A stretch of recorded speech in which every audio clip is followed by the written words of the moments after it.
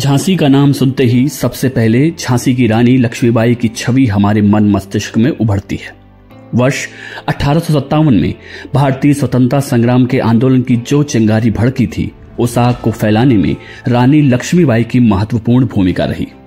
लेकिन क्या आप जानते हैं कि चंद्रशेखर आजाद का झांसी से गहरा नाता रहा है? अगर आपका जवाब ना है तो बने रहिए इस वीडियो के अंतिम छोर तक, क्योंकि आज के इस वीडियो में हम पड़ताल कर जानेंगे चंद्रशेखर आजाद और झांसी के ऐतिहासिक पहलू को। उत्तर प्रदेश की राजधानी लखनऊ से लगभग 314 किलोमीटर दूर स्थित झांसी शहर प्राचीन समय में चेदी महाजनपद का भाग था। उत्तर प्रदेश और मध्य प्रदेश की सीमा पर स्थित यह शहर बुंदेलखंड क्षेत्र के अंतर्गत आता है। झांसी शहर पत्थर निर्मित किले के चारों तरफ फैला हुआ है, जो कि शहर के मध्य स्थित बंगरा नामक पहाड़ी पर है। 9वीं शताब्दी में झांसी का राज खजुराहो के राजपूत चंदेल वंश के राजाओं के अंतर्गत आया। कृत्रिम जलाशय एवं पहाड़ी क्षेत्र के वास्तुशिल्पीय खंडहर शायद इसी काल के हैं। चंदेल वंश के बाद उनके सेवक खंगार ने इस क्षेत्र का कार्यभार संभाला। 14वीं शताब्दी के निकट बुंदेलों ने विंध्याचल क्षेत्र से नीचे मैदानी भागों में आना प्रारंभ किया।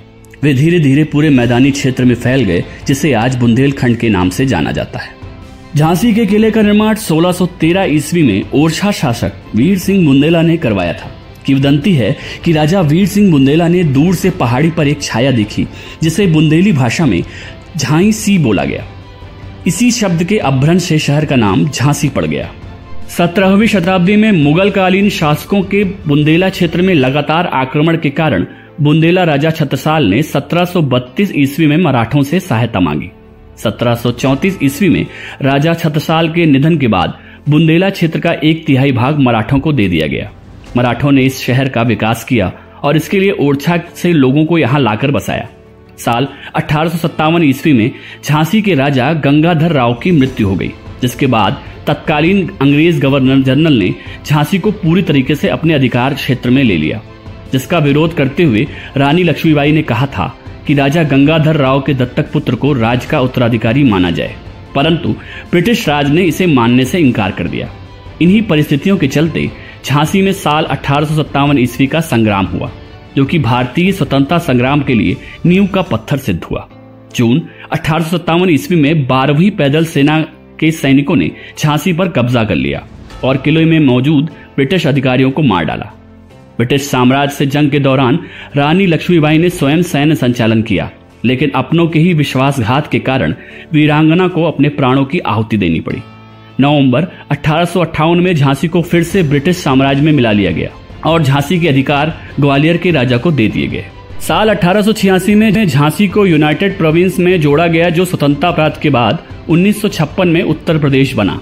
लेकिन बहुत ही कम लोग जानते हैं कि झांसी के समीप ओरछा के जंगलों में ही महान क्रांतिकारी राम प्रसाद बिस्मिल के साथ मिलकर चंद्रशेखर आजाद स्वतंत्रता के समय बम परीक्षण किया करते थे। आजाद ने लंबे समय तक यहां से आजादी की मशाल को जलाए रखने में अहम भूमिका निभाई थी।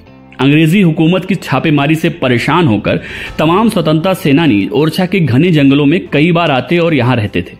इस दौरान वह गुप्त रहकर स्वतंत्रता की योजनाएं बनाते थे। घने जंगलों के कारण अंग्रेज सैनिक इस स्थान से दूर रहते थे। लेखक डॉक्टर मनीष श्रीवास्तव ने अपनी पुस्तक क्रांति दूत में इस घटना का जिक्र किया है। उन्होंने अपनी पुस्तक में बताया है कि ऐसे ही एक साहसी वीर थे मास्टर रुद्र नारायण, जिन्हें बुंदेलखंड में भारतीय स्वतंत्रता संग्राम का भीष्म पितामह कहा जाता है। उनके नेतृत्व में अनेक युवा क्रांतिकारियों ने स्वाधीनता के संघर्ष में योगदान दिया।